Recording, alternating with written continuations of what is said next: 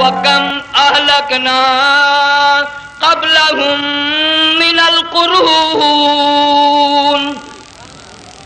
اللہ فرماتے ہیں میری زمین پہ عداوت نہ کرو، فساد نہ مچاؤ، قتل نہ کرو، خون نہ بہاؤ، ناحق لوگوں کا خون نہ بہاؤ۔ اللہ پاک کی زمین ہر روز صبح کو عرض کرتی الہی لوگ مجھ پہ زنا کر کے چلتے ہیں، بدماشی کر کے چلتے ہیں، اجازت دے میں لقمہ بنا کر نگل جاؤں۔ مجھے اپنے اوپر ان کا چلنا پسند نہیں، مجھے اچھا نہیں لگتا۔ ہر روز آواز لگاتی ہے ظالمو، بدکارو، بدماشو، میرے اوپر دندناتے پھرتے ہو، ایک نہ ایک دن میرے اندر آؤ گے، تمہیں پتہ چل جائے گا کہ میں تم کو کتنا دشمن رکھتی تھی۔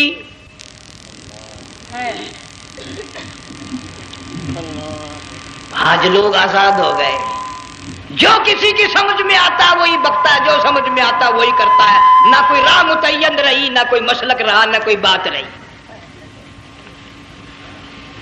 جناب مدنی کریم صلی اللہ تعالی علیہ وسلم کا بڑا عظیم تر صحابی ہے، بہت بڑا جرنیل ہے، سیدنا معاذ بن جبل رضی اللہ تعالیٰ عنہ مدینے پاک میں بیمار ہے، آخری وقت ہے، دعا کرو اللہ ہم سب کو مدینے کی موت عطا فرمائے۔ بہت جلیل القدر صحابی ہے۔ علماء کرام نے لکھا ہے کہ جب موت کا وقت بالکل قریب آیا، معاذ بن جبل رضی اللہ تعالی عنہ نے رونا شروع کر دیا، رونے لگ گئے۔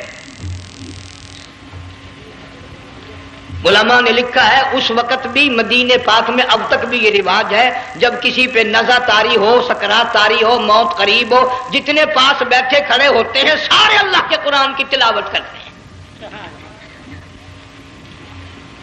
صحابہ کرام آخری وقت میں قرآن مجید کی ہر وقت تلاوت کیا کرتے تھے، اس لیے حضور کریم صلی اللہ علیہ وسلم نے فرمایا قیامت کا دن ہوگا، اللہ پاک اعلان فرمائیں گے قرآن والے آگے آ جائیں۔ عرض کیا جائے گا قرآن والوں سے کون مراد ہے؟ حق تعالیٰ جل شانہ فرمائیں گے میں قرآن والا اس کو کہتا ہوں جو میرے قرآن سے عشق رکھتا تھا، پیار کرتا تھا، محبت کرتا تھا، اتنا پیار تھا آخری وقت تھا، ادھر موت کا جھٹکا لگا، ادھر میرا بندہ قرآن پڑھ رہا تھا، آج بھی اپنی قبر سے اٹھا میرا قرآن پڑھتا ہوا اٹھا، تم میدان حشر کا چکر لگاؤ، آج بھی ان کے منہ سے کستوری کی خوشبو آ رہی ہے۔ معاذ بن جبل رضی اللہ تعالیٰ عنہ قرآن مجید کی تلاوت فرماتے فرماتے رونے لگ گئے۔ کسی صحابی نے کہہ دیا موت سے ڈر کے رو رہے ہو، موت سے ڈر گئے؟ فرمایا نہیں۔ پھر کیوں روئے؟ صحابی کہتا ہے میرے دل کی تمنا میرے دل میں رہی، میری آرزو پوری نہ ہو سکی، میری حسرت پوری نہ ہوئی، میرا ذوق پورا نہ ہوا، میرا شوق پورا نہ ہوا۔ میری تمنا تھی گرمی کا موسم ہو، رمضان کا مہینہ ہو، میں روزہ دار ہوں، جہاد فی سبیل اللہ ہو، کفر اسلام کا مقابلہ ہو، میں کئی کافروں کو قتل کر دیتا، پھر کافر بھی اکٹھے ہو کر مجھ پہ ٹوٹ پڑتے، میرا ناک کاٹ لیتے، میری زبان کاٹ لیتے، میں اللہ کی حضور میں جاتا، اللہ مجھ سے پوچھتا معاذ دنیا سے کیا لایا؟ میں عرض کرتا الہی بولوں کیسے، زبان بھی تیری نام پہ کٹا کے آیا ہوں،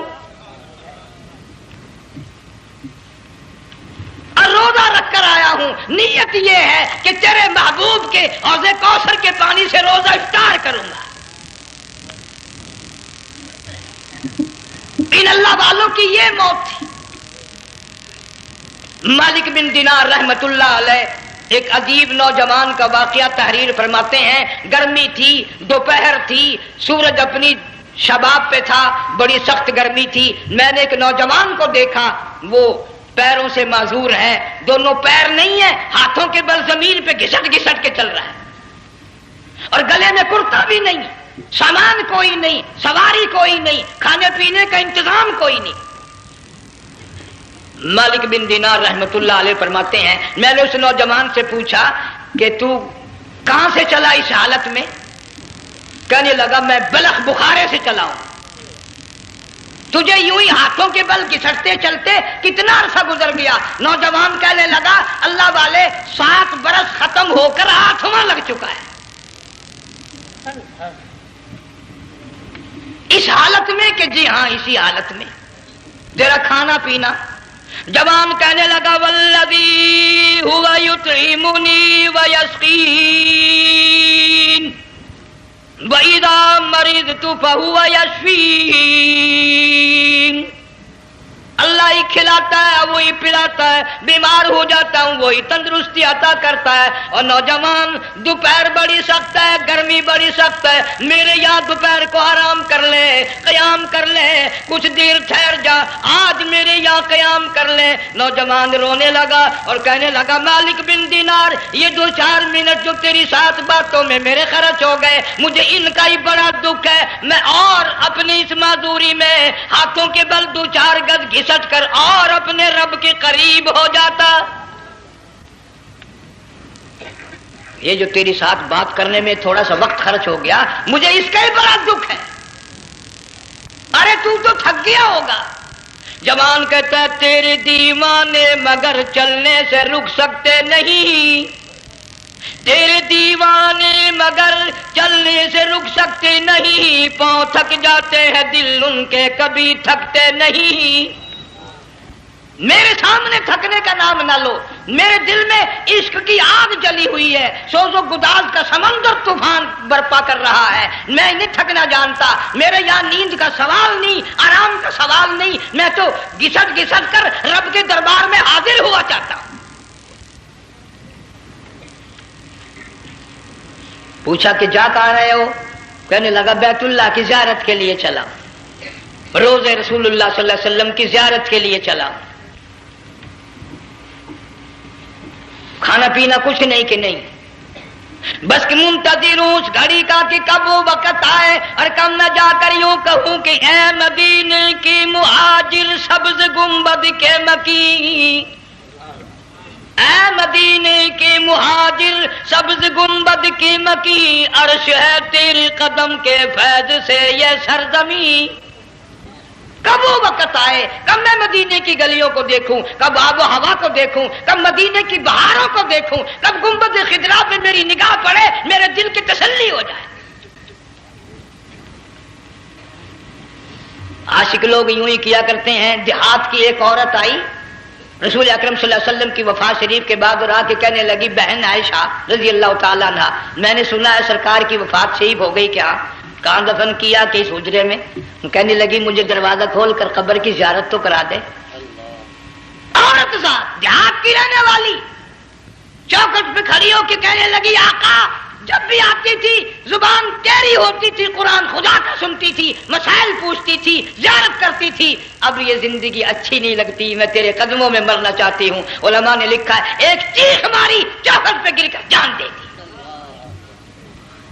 سبحان اللہ. مالک بن دینار رحمت اللہ علیہ فرماتے میں بھی اس سال حج کے لیے گیا, مینا میں میں نے دیکھا کہ بڑا مجمع لگا ہوا ہے ایک جگہ, تو میں بھی گیا کہ یہ لوگ کیوں اکٹھے ہیں.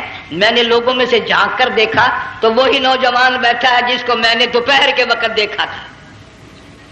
وہی حالت ہے, گلے میں کرتا نہیں, گٹھڑی نہیں, تھیلا نہیں, سامان نہیں, اور رو رو کے یوں کہتا مولا آج کسی نے دمبے کی قربانی دی, کسی نے بکری کی قربانی دی, کسی نے اونٹ کی قربانی دی, کسی نے گائے کی قربانی دی. میں فقیر ہوں, میں مسکین ہوں, میں بالکل مفلس اور نادار ہوں, میرے پاس تو یہ میری جان ہے, میں اس کی قربانی دیا چاہتا ہوں, قبول فرما.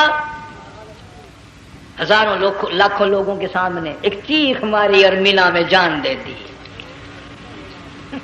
اس حالت میں ان اللہ والوں کا آخری وقت آتا ہے. ایک ہم لوگ مرتے ہیں ایکسیڈنٹوں میں, سڑکوں پہ, ادھر موت کا جھٹکا لگ رہا, ادھر منہ میں کنجری کا گانا.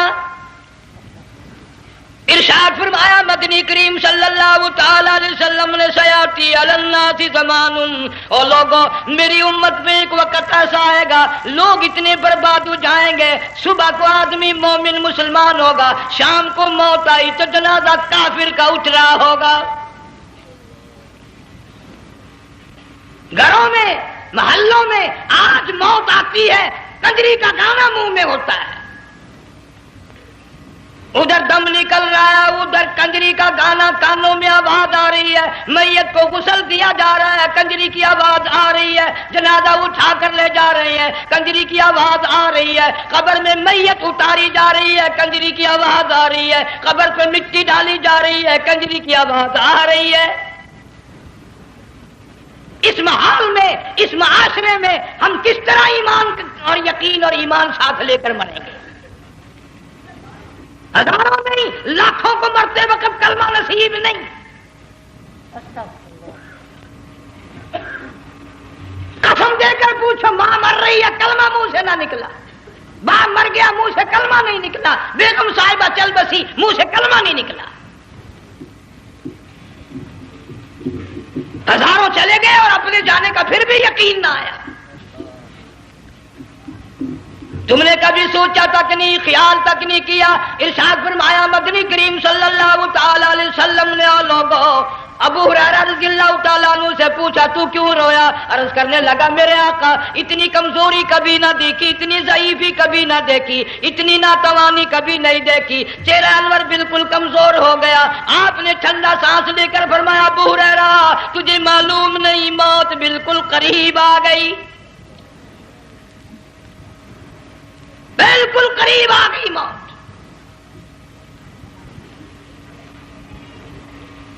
تیری ایک انگلی پکڑ کر اگر کوئی مروڑ دے کتنا دکھ ہوگا، درد ہوگا، ہائے ہائے ہائے۔ جنگ والوں کبھی تم نے سوچا نہیں 360 رگیں ٹوٹیں گی کیا حال بنے گا،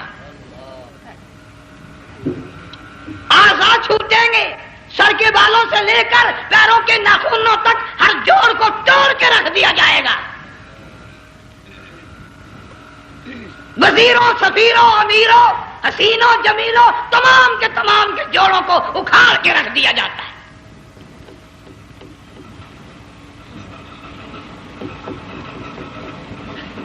پروگرام تک نہیں مرد عورتوں کا کہ یہ دنیا کسی کی نہ بنی، قبر میں آخر جانا ہی جانا ہے۔ علماء کرام نے لکھا ہے کہ حضرت عیسیٰ علیہ السلام کے پاس لوگ آئے اور کہنے لگے نئی نئی قبروں سے مردے زندہ کر کے دکھاتے ہو، آؤ ہم ایک پرانی قبر پہ لے کے چلتے ہیں، مردہ زندہ کر کے دکھاؤ۔ عیسیٰ علیہ السلام تشریف لے گئے، فرمایا قم باذن اللہ، ایک نوجوان زندہ ہو کر قبر سے نکل کر سامنے آ کر کھڑا ہو گیا۔ عیسیٰ علیہ السلام نے پوچھا تو کون ہے؟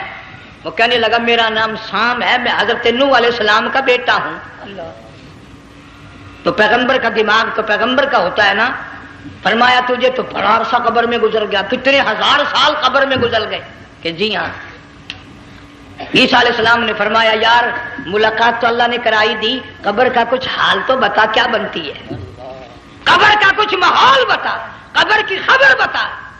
علماء کرام نے لکھا وہ نوجوان رونے لگا اور کہنے لگا عیسیٰ علیہ السلام تو قبر کی خبر پوچھتا ہے، قبر کا حال پوچھتا ہے، قبر کا ماحول پوچھتا ہے، قبر کا معاملہ مجھ سے پوچھتے ہو، آپ مجھ سے پہلے یہ کیوں نہیں پوچھتے کہ موت کا جھٹکا کتنا شدید ہے؟ نوجوان رو کے کہنے لگا عیسیٰ علیہ السلام کتنے ہزار سال میری موت کو گزر گئے، پر مالک کائنات کی قسم آج تک میرا منہ کڑوا ہے۔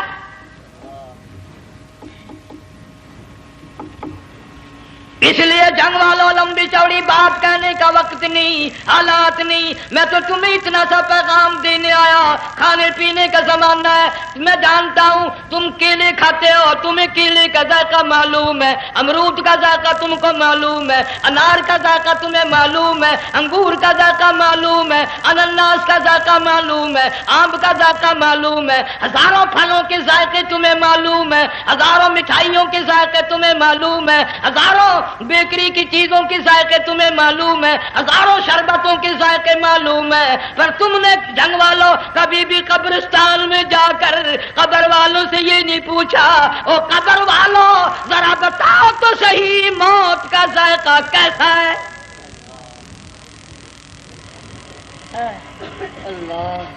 تم نے چکھا نہیں، جنہوں نے چکھا وہ بتانے نہ آئے کیسا ذائقہ ہے۔ اس لیے قرآن کہتا کلا اذا بلغت التراقی وقیل من راق، وظن انه الفراق والتفت الساق بالساق الى ربك يومئذ المساق. بادشاہ ہو، امیر ہو، وزیر ہو، فقیر ہو، غریب ہو، رگیں ٹوٹیں گی، موت آئے گی، اور جس کی آئی تمہیں معلوم نہیں کس طرح آئی، کس حال میں آئی. جن کے دلوں میں ان باتوں کا خیال آیا، خدا کی قسم صحابہ کرام میں سے اتنے رویا کرتے تھے آنکھیں ختم ہو گئی. جناب فاروق اعظم رضی اللہ تعالیٰ عنہ کو کسی نے دیکھا رو رہے ہیں، بے تحاشا رو رہے ہیں. پوچھ لیا بڑا بہادر پہلوان فاروق تجھے کیا ہوا، اتنا کیوں رویا؟ فرمانے لگے تمہیں معلوم نہیں قبر کا اندھیرا یاد آ گیا.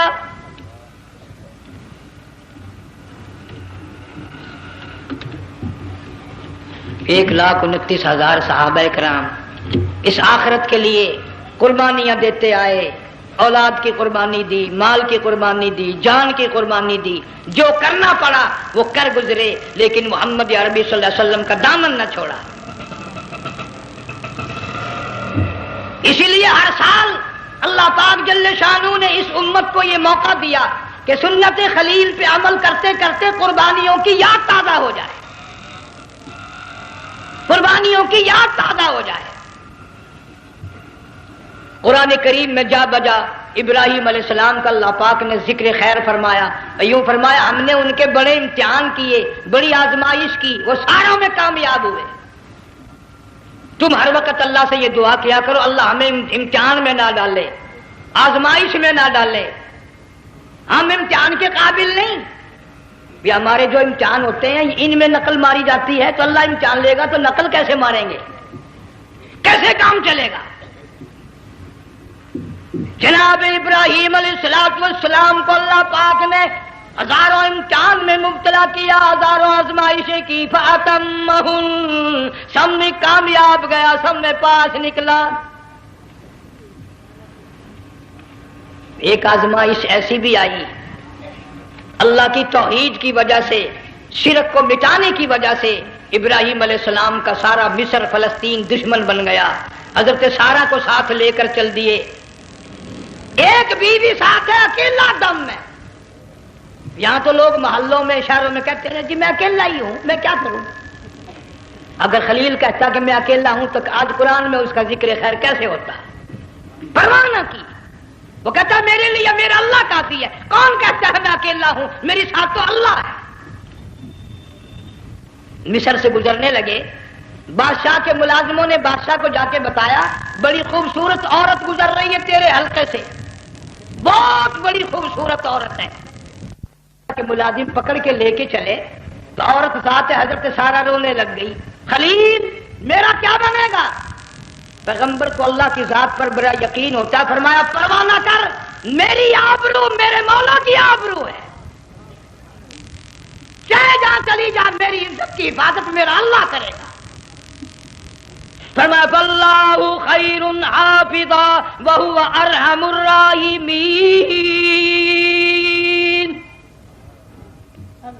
پرواہ نہ کر، میں اس کا پیغمبر ہوں، نبی ہوں، چیخا میں جلا اس کے لیے، سارے دکھ اٹھاتا ہوں اس کے لیے، میری عزت کی حفاظت وہی کرے گا. محل میں جا کر حضرت سارہ کو بند کر دیا. بادشاہ نے بلوایا ہے عزت لوٹنے کے لیے، بادشاہ نے پکڑوا کر منگوایا ہے آبرو برباد کرنے کے لیے. بادشاہ کا ارادہ ہے سارا کی عزت کو برباد کرنے کا، اور اللہ کا پروگرام ہے سارا ادھر آ، اس محل میں ایک معصوم بچی ہے جس کا نام ہاجرہ ہے، میں اس کو اتنا پسند کرتا ہوں، اللہ فرماتے ہیں اس کے پیٹ سے اسماعیل ذبیح اللہ کو پیدا کرنا چاہتا ہوں، اس کی نسل سے حبیب اللہ کو لانا چاہتا ہوں. آج تک کسی کی انگلی اس کی طرف نہیں اٹھی. سارا محل میں آؤ، اس کو آ کر ساتھ لے جاؤ تاکہ میرے ذبیح اللہ کی پیدائش کا معاملہ بن جائے. بادشاہ کا ارادہ ہے آبرو برباد کرنے کا، اللہ کا ارادہ ہاجرہ کی آبرو بچانے کا. فرمایا وَيَمْكُرُونَ وَيَمْكُرُ اللَّهُ وَاللَّهُ خَيْرُ الْمَاكِرِينَ. اس نے بھی تدبیر بنائی، میں خدا نے بھی تدبیر بنائی۔ بادشاہ آیا حضرت سارہ کے قریب برائی کا ارادہ کر کے۔ مفسرین نے لکھا ہے حضرت سارہ نے فرمایا مجھے 2 رکعت نماز پڑھنے دے۔ یہاں سے پتہ چلا کوئی پاک دامن عورت، کوئی نیک بیٹی اگر غنڈوں میں بدماشوں میں پھنس جائے، عزت بچانے کا طریقہ یہ ہے وضو کر کے اللہ کے سامنے نیت تو باندھ، تیری عزت کے لیے وہ فرشتے بھیجے گا۔ علماء کرام نے لکھا ہے کہ ایک جہاز سمندر میں چل رہا ہے، طوفان آیا، جہاز تختہ تختہ ہو گیا، کچھ لوگ غرق ہو گئے، ڈوب گئے، کچھ تختوں پہ بہ کر کے چلنے لگے۔ ایک عورت گود میں بچہ ہے، ایک حبشی نوجوان دوسرے تختے پہ بیٹھا ہوا جاتا ہے۔ اس نے عورت اکیلی دیکھ کر اپنا تختہ چھوڑ دیا اور بدماشی کے ارادے سے عورت کے تختے پہ آ بیٹھا۔ تم جنگ والے سوچ رہے ہوگے کہ ڈوبتے وقت بھی باز نہ آئے، یہ سیلاب آتے ہیں لوگ بدماشیوں سے باز آئے؟ ڈوب گئے مگر باز نہ آئے، بغیرتی لوگ کرتے ہی رہے۔ علماء کرام نے لکھا حبشی نوجوان نے عورت کا بچہ چھینا سمندر میں پھینک دیا۔ عورت روئی اور کہنے لگی میرے اللہ، بیٹھی رہتی ہوں عزت جاتی ہے، حرکت کرتی ہوں ڈوب جاؤں گی۔ میں نے سنا ہے سمندر کی گہرائیوں سے تو نے یونس علیہ السلام کی سنی تھی، میں تو پانی کے اوپر بہ رہی ہوں، مولا میری آبرو بچا، میرا ایمان بچا، میری عزت بچا، تیرے سوا میری سننے والا کوئی نہیں، لا الہ الا انت سبحانک انی کنت من الظالمین۔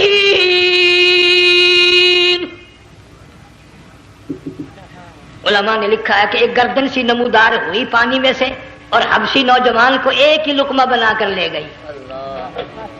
وہ تو ہر جگہ سنتا ہے، پکارنے والا بے بس بے کس ہو کر جب اس کو پکارتا ہے وہ ہر جگہ انداز پہنچاتا ہے، وہ ہے جو موجود ہر جگہ۔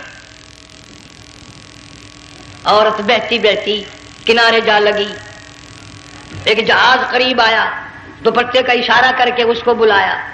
جہاز میں جب سوار ہوئی تو دیکھتی کیا ہے، ایک نوجوان کی گود میں اس کا وہ بچہ جو سمندر میں پھینک دیا تھا بیٹھا ہوا کھیل رہا ہے۔ ٹوٹ پڑی میرا بچہ ہے۔ لوگوں نے کہا تیرا کہاں سے آیا؟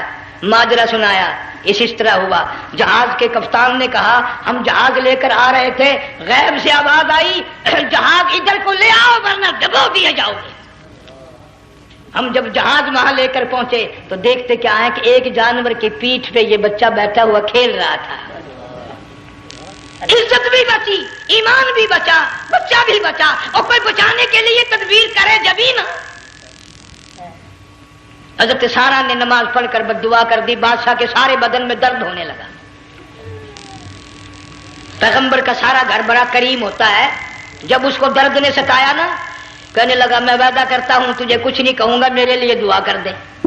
اب اگر کوئی جنگ کا ہوتا یا میں ہوتا کہتا دفع ہو تیرے واسطے دعا کا دی، لیکن حضرت سارہ نے پھر جھولی پھیلا دی، مولا وعدہ کرتا ہے بدماشی سے توبہ کرتا ہے، اس کو تندرستی عطا فرما دے۔ اللہ نے تندرستی عطا کر دی۔ وہ پھر کہنے لگا لو ایسی حسین عورت کب ہاتھ آئے گی، پھر برائی کے لیے تیار ہوگی۔ یہاں سے پتہ چلا کہ یہ جو گنڈے بدماش ہوتے ہیں ان کی قسم کا بھی کوئی یقین نہیں۔ اگلے دن ایک آدمی نے قسم کھائی تو اس کے خلاف کرنے لگا۔ لوگ کہنے لگے کہ تو نے قسم کھائی تھی، قرآن اٹھایا تھا، اب کہ کیا تھی گیا بل ڈٹھی ہوئی مسجد سی، پاٹیا ہوا قرآن سی، اگر ڈٹھی ہوئی مسجد سی تو پاٹیا قرآن سی، قرآن کے نا پورا سی جڑا میں چاہیا، مگر اسے یہ معلوم نہیں کہ تو نے تو پاڑیا قرآن اٹھایا، ڈٹھی ہوئی مسجد میں اٹھایا۔ خدا کا جب غضب آئے گا تو وہ ادھورا نہیں آئے گا، وہ ادھورا نہیں آیا کرتا۔ 3 مرتبہ اس بادشاہ نے حضرت سارہ کے ساتھ ایسا کرنے کا ارادہ کیا، پھر دعا ہوئی، پھر بد دعا ہوئی، پھر دعا ہوئی، پھر بد دعا ہوئی۔ آخر کار کہنے لگا اپنے ملازموں کو کہ وہ بدماش ہو، عورت کے روپ میں کسی بلا کو پکڑ کے لائے ہو، کسی جن بھوت کو لے آئے ہو، اور کہنے لگا تو چلی میرے محل سے جلدی چلی جا۔ اور جاتی جاتی وہ کہا کہ یہ تیری خدمت کیا کرے گی، یہ بچی میرے محل میں ہے، اس کو ساتھ لے جا۔ حضرت سارہ کو، ہاجرہ کو ساتھ کر دیا۔ سیانی ہو گئی، حضرت ابراہیم علیہ السلام سے نکاح کر دیا، اسماعیل علیہ السلام پیدا ہو گئے۔ اللہ میاں جب حضرت ابراہیم علیہ السلام چومتے ہیں، چاٹتے ہیں، ماتھے پہ بوسے دیتے ہیں، اٹھاتے ہیں، پیغمبر کا بیٹا خود بھی نبی اور آل میں آنے والا نبی کالی کملی والا صلی اللہ علیہ وسلم، کتنا حسین چہرہ ہوگا۔ اللہ میاں نے پھر آزما لیا، حکم دیا کہ اس ہاجرہ کو، اسماعیل کو، دونوں ماں بیٹوں کو وہاں چھوڑ کے آ جہاں سینکڑوں میل میں پانی کوئی نہیں، آدمی کوئی نہیں، رستہ کوئی نہیں، گھاس کوئی نہیں، پتا کوئی نہیں، جہاں بیت اللہ ہے یہاں کے بارے میں حکم دیا چھوڑ کے آ۔ اور اگر آپ کو نیند نہیں آئی تو مزہ آئے گا، اللہ نے یہ فرما دیا، بتانا نہیں ہے کہ میں نے حکم دیا ہے، خدا حافظ نبی نہیں کہتا اپنی بیوی کو۔ آج لوگ ہر بات میں کہہ دیتے ہیں ہمارے پیروں کو پتا کل کو کیا ہوگا، ہمارے فقیروں کو پتا ہے پرسوں کیا ہوگا۔ اور بڑی مدت کی بات ہے، یہی موسم تھا، چماسا گرمی تھی، انارکلی لاہور سے ہم کئی ساتھی گزر رہے تھے، فٹ پاتھ پہ بیٹھا ہے ایک ملنگ، چاروں طرف لوگ کھڑے، بڑا مجمع، کافی دنوں کی تو بات ہو گئی، ہاتھوں کی لکیر دیکھ کر لوگوں کی تقدیر بتا رہا تھا۔ کسی کو کہتا تھا تجھے بڑی اونچی پوسٹ ملے گی، کسی کو کہتا تھا تیری شادی بڑی فرسٹ کلاس لیڈی سے ہوگی۔ وہ بابو تو کوڈا ہی ہو جاتا تھا، لیڈیوں پہ بڑے مرائے لیڈے، کوئی کام نہیں، رات دن بس لیڈیوں کے پیچھے ہی پھرنا ہے۔ اللہ، میں نے اپنے ساتھیوں سے کہا، میں نے کہا میں بھی تقدیر پوچھتا ہوں اپنی۔ کہنے لگے شرارت ہو جائے، میں نے کہا ساری دنیا پر ہاتھ دکھا رہی ہے، کوئی شرارت نہیں، میرے ہاتھ میں شرارت ہے۔ 1 روپیہ لے رہا تھا وہ، میں بھی لوگوں میں گھساتا، بھیڑ میں سے اوپر نیچے ہی ہوتا میں بھی پہنچ گیا، اور دونوں گھٹنے میں نے زمین پہ رکھ دیا، روپیہ ہاتھ میں نے اس کا ذکر کہا، میں کہا ملنگ جی اگر اب ویکھیا میری شادی ہو جائے گی کہ نہیں۔ اب اس نے دیکھ کے میری طرف کہنے لگا، اس نے سوچا کہ یہاں اچھے بھلے کو نہیں ملتی پاکستان میں، اسے کون دے گا؟ اچھی طرح میرا ہاتھ دیکھا بھی نہیں، جھٹک کے کہنے لگا نو تیری شادی نہیں ہونی ہے۔ میں کیا کھوتے تیرے باپ کے 8 بچے کھیل رہے ہیں۔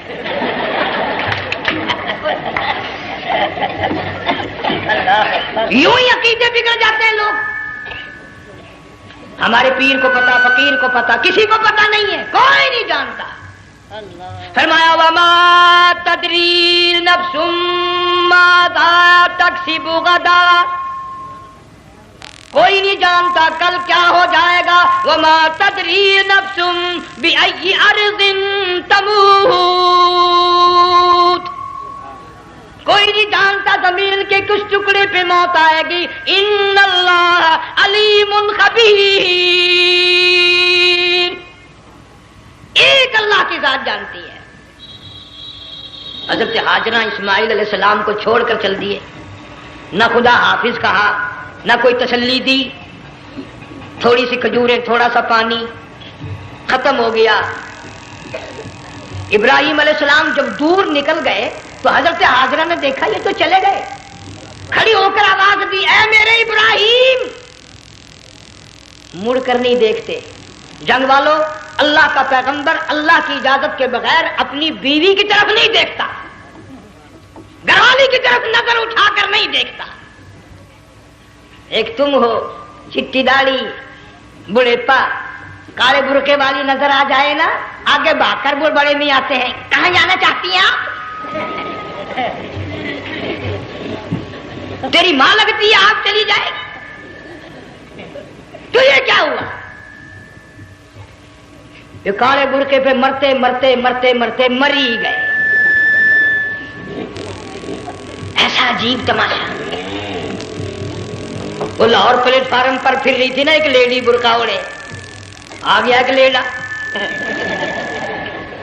کہنے لگا سیون اپ لاؤں، نے کہا لے آئے، نے کہا واہ کام بن گیا، اور سیون اپ لے آیا۔ تھوڑی دیر کے بعد کہنے لگا میرے خیال میں پھینٹا بھی ہو جائے، نے کہا لے آئے، نے کہا سبحان اللہ پکا کام ہو گیا۔ وہ سیون اپ بھی پی لی، پھینٹا بھی ڈکار گئی۔ تھوڑی سی دیر کے بعد کہنے لگا سیب لے آؤں، وہ لے ہی آیا سیب، کیا آپ کے لیے میں سیب لایا ہوں آپ کھائیں؟ کہنے لگی نہیں آپ کھائیں۔ اس نے سوچا ہو میری بھی محبت ہو گئی ہے، سیب کھانے کے لیے مجھے بھی کہہ رہی ہے۔ جب اس نے اصرار کیا نا کہ میں تو تیرے لیے لایا ہوں، کھا تو صحیح، کہنے لگی کیسے کھاؤں، میرے منہ میں دانت ہی نہیں ہے۔ اب پتا چلا اسے کہ صبح سے میں تو پرانے پپی کے پیچھے پھر رہا تھا۔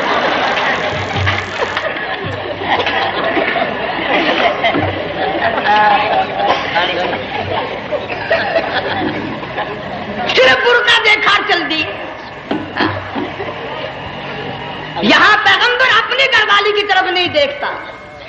حضرت حاجرہ نے اسماعیل علیہ السلام کو سینے سے لگایا، عرب کی قداور مائی، طاقتور مائی، دوڑ لگا کر حضرت خلیل کا راستہ آ کے روک لیا اور کہنے لگی میں جوان عورت، یہ پیارا نور نظر، یہ لخت جگر، شکل تو دیکھو، صورت تو دیکھو، ہمیں یہاں چھوڑ کے جا رہے ہو؟ اللہ کا پیغمبر بولتا نہیں۔ پتہ چلا پیغمبر اللہ کی اجازت کے بغیر سانس نہیں لیتا، آنکھ کا اشارہ نہیں کرتا۔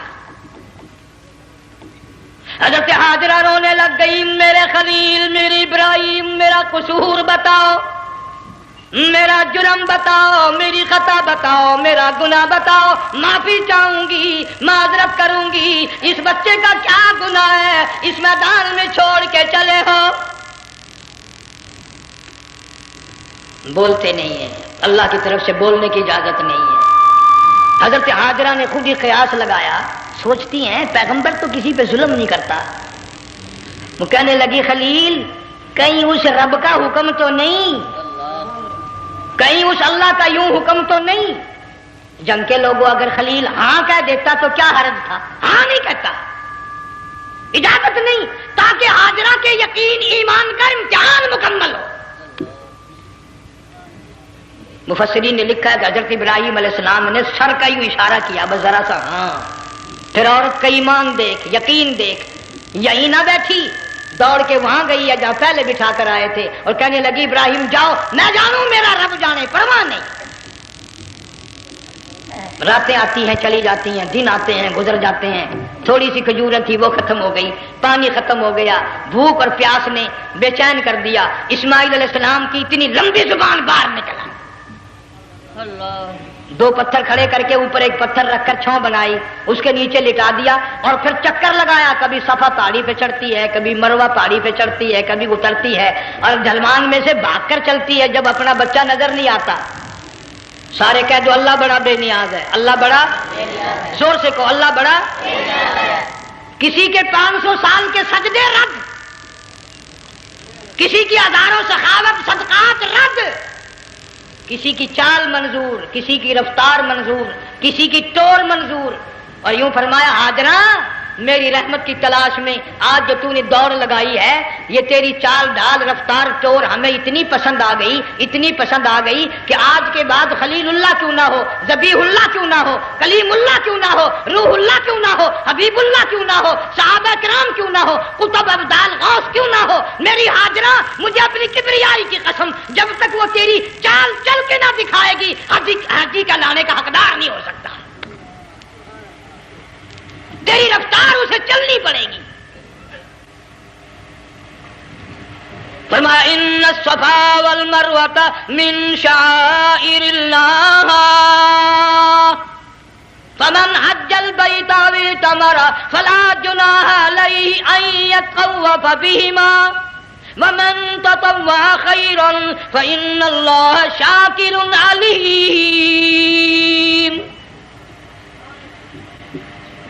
7ویں چکر میں آواز سی آئی، اب رو پڑی حضرت حاجرہ، کہنے لگی میرا بچہ اگر چل بسا میں پھر کیا کروں گی؟ سن لی میں نے آواز۔ آپ کی کیا دیکھتی ہے؟ اسماعیل علیہ السلام کی نرم و نازک ایڑیاں جس زمین پہ رگڑی گئی تھی وہاں سے چشمہ جاری کر دیا۔ حضرت حاجرہ نے پی لیا، بھوک بھی ختم ہو گئی، پیاس بھی ختم ہو گئی، بچے کو بھی پلایا۔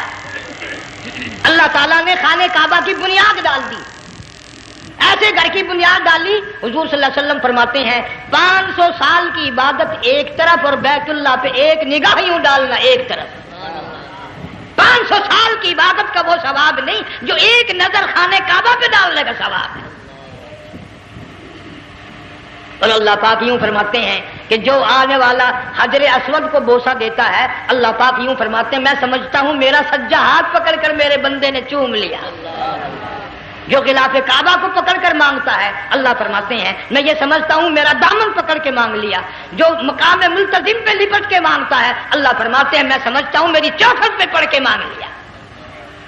اور فرمایا لوگوں یہ جو آنے والے آئے ہیں یہ رشتہ داروں کے مہمان نہیں، عزیزوں کے مہمان نہیں، دوستوں کے مہمان نہیں، میں خدا میزبان ہوں، یہ میرے مہمان ہیں۔ آج ان کی دعاؤں پہ آمین کہو، فرشتوں کو حکم ہوتا ہے ان سے مصافحہ کرو۔ مگر اللہ تعالیٰ سب کو توفیق دے کہ حج مکمل کر کے آئیں اور سب کا حج قبول فرمائے۔ میرے علاقے میں کئی سالوں کی بات ہے پرانی، جب کوئی حاجی تھا، ایک آدمی حج کر کے آیا، میں دوپہر کو اس کو ملنے گیا تو ظہر کی نماز کا وقت آیا، میں اٹھ کے چلا گیا نماز پڑھنے۔ پھر عصر کی نماز کا وقت آیا، میں اٹھا اور نماز پڑھ کے آ گیا۔ میں نے اس حاجی کے لڑکے سے پوچھا، میں نے کہا حاجی صاحب نے نماز یہیں پڑھی؟ تو کہنے لگا جی ابھی شروع نہیں کی، سفر کے تھکے ہوئے ہیں نا، 2-4 دن کے بعد شروع کریں گے۔ شکر ہے پہلے لوگ جھوٹ نہیں بولا کرتے تھے، ہاں آج کل کا ہوتا نا تو وہ کہہ دیتا ہے جی یہ تو کئی وقت کی کچھی پڑھ کر بیٹھے ہیں۔ تو پھر مولوی تھا نا، میں بیٹھ گیا حاجی کے پاس، باتوں میں اس کو لے آیا یہیں، میں نے کہا حاجی صاحب نماز نہیں پڑھی؟ کہنے لگا آپ ہی لوگوں سے سنا ہے کہ بیت اللہ میں جو ایک نماز پڑھے 1,00,000 کا ثواب ملتا ہے، مسجد نبی میں جو ایک نماز پڑھے 50,000 کا ثواب ملتا ہے۔ 4 مہینے پڑھ کے آیا، وہ حساب لگا لو۔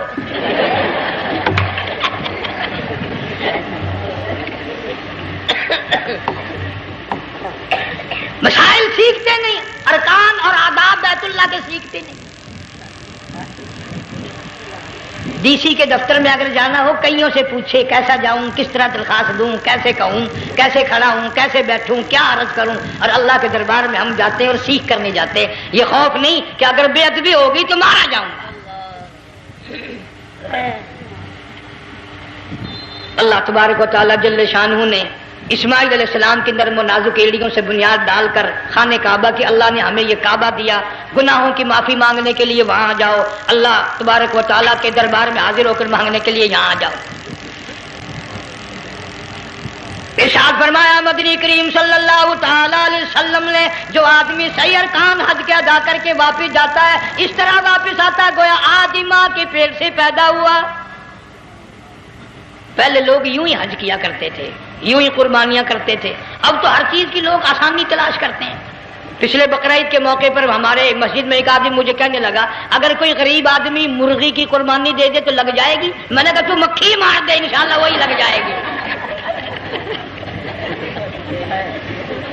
سارے کام ٹیڑھی ہو گئے، نیچے نیچے نیچے نیچے کو چلے آ رہے۔ آج کل وہ ٹیڑھی بکرے بکری آئے ہوئے ہیں نا، کہیں تو قربانی کے لیے یا کندھے کو اٹھا کر لاوے۔ اب بتاؤ یہ گوشت بانٹے گا یا کھاوے گا یا فریج میں رکھے گا، کیا کرے گا؟ بالکل کام بگڑ گیا۔ حضور صلی اللہ علیہ وسلم نے فرمایا قربانی کا جانور اچھا تلاش کر کے لاؤ، اس کے بدن پہ جتنے بال ہوتے ہیں اتنی نیکیاں لکھی جاتی ہیں۔ اور میرا موضوع نہیں، حضور صلی اللہ علیہ وسلم نے فرمایا کہ میں نے اللہ سے دعا کی تھی میری امت کا کیا بنے گا، پل صراط پہ سے گزرتے وقت اللہ تعالیٰ نے میری دعا کو قبول فرما کر یوں فرما دیا کہ تیری امت جو قربانی میں جانور ذبح کرے گی میں خدا پل صراط کے کنارے پر زندہ کر کے ان سب جانوروں کو سواریاں بنا کر پیش کر دوں گا۔ اس لیے بقرعید بالکل قریب آ گئی، ہر دین ایمان اسلام کے لیے قربانی کے لیے تیار رہو۔ زیادہ سے زیادہ مجھے آج کل فکر لگا ہوا ہے کہ اپنے گھروں کو میں نماز کا اہتمام کرو۔ آج حال یہ بنا ہوا ہے کہ اگر گھر والی کی گود میں موت آئی تو گھر والی بے نماز، دھی کی گود میں موت آئی دھی بے نماز، بہن کی جھولی میں موت آئی بہن بے نماز، بیٹے کی گود میں موت آئی بیٹا بے نماز، بھائی کی گود میں موت آئی بھائی بے نماز۔ ڈاکٹر کے ہاتھ میں موت آئی، ڈاکٹر بے نماز، کمپیوٹر کے ہاتھ میں موت آئی، کمپیوٹر بے نماز، نرس کے ہاتھ میں موت آئی، نرس بے نماز، تیرا کفن خرید کے لانے والا بے نماز، تیرے غسل کا پانی گرم کرنے والا بے نماز، تیری قبر کھودنے والے بے نماز، تیرا جنازہ اٹھانے والے بے نماز، تیری قبر پہ مٹی ڈالنے والے بے نماز۔ اگر تو نمازی بھی ہے، یہ اتنے چاروں طرف کے بے نماز تجھے جنت میں کب جانے دیں گے؟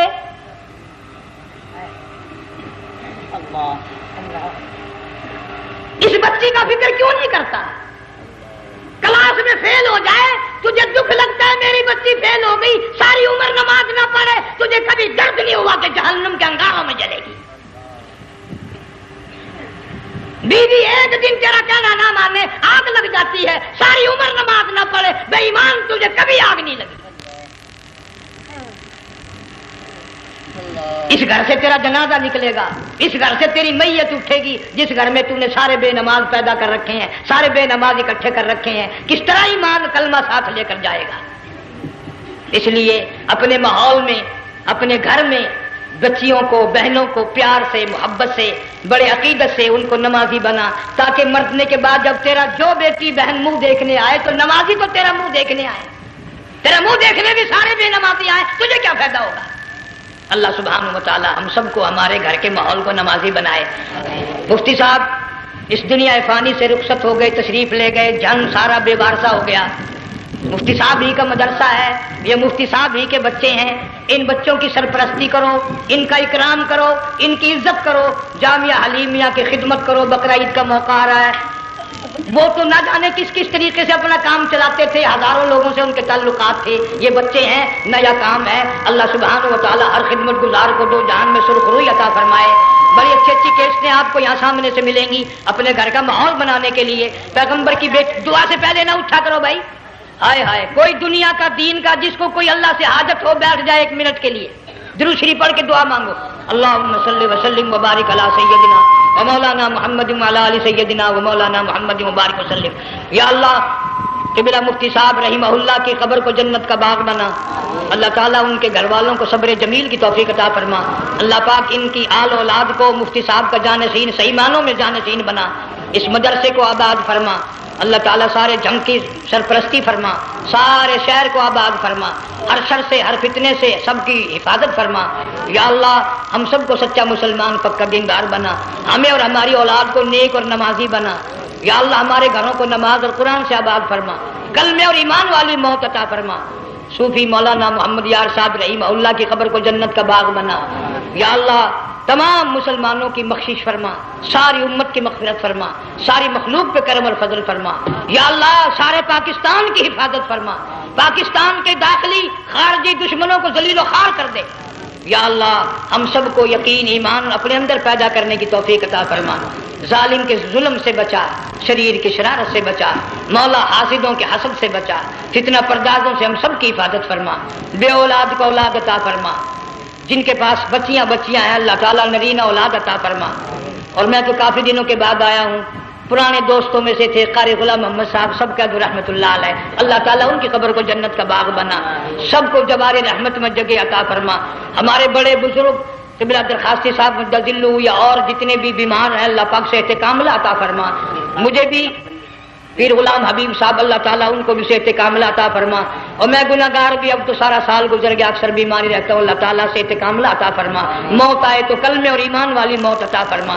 یا اللہ دو جہان کی سعادت عطا فرما، دو جہان کی ذلت اور رسوائی سے ہم سب کی حفاظت فرما، سب کے کاروبار میں روزی رزق میں خیر و برکت عطا فرما، جس کے ذمہ قرضہ ہو ادا کرنے کی صورتیں پیدا فرما، ہر پریشان حال کی پریشانی کو دور فرما، مشکلوں کو آسان فرما، تلخیوں کو راحتوں سے تبدیل فرما۔ یا اللہ مفتی صاحب کے بچوں کو صحیح معنوں میں مفتی صاحب کا جانشین بنا، جامعہ حلیمیہ کو قیامت تک کے لیے قرآن و سنت کا مرکز بنا۔ ربنا تقبل منا انک انت السمیع۔ افغانستان کے مجاہدین کو ہمیشہ ہمیشہ کے لیے کامیاب فرما، جتنے لاکھوں طالب علم اللہ والے شہید ہو گئے سب کے درجوں کو بلند فرما، افغانستان کے سارے مجاہدین کو اللہ تعالیٰ کامیاب فرما، روسی، امریکی، یہودی، مرزائی، عیسائی یہ جتنے منصوبے بنا کر مسلمانوں کو تباہ کر رہے ہیں یا اللہ ان سب منصوبوں کو برباد کر دے، ان کے تمام منصوبوں کو خاتمے ملا دے۔ صلی اللہ علیہ حبیبہ محمد وآلہ وصحبہ اجمعین برحمتک یا اللہ۔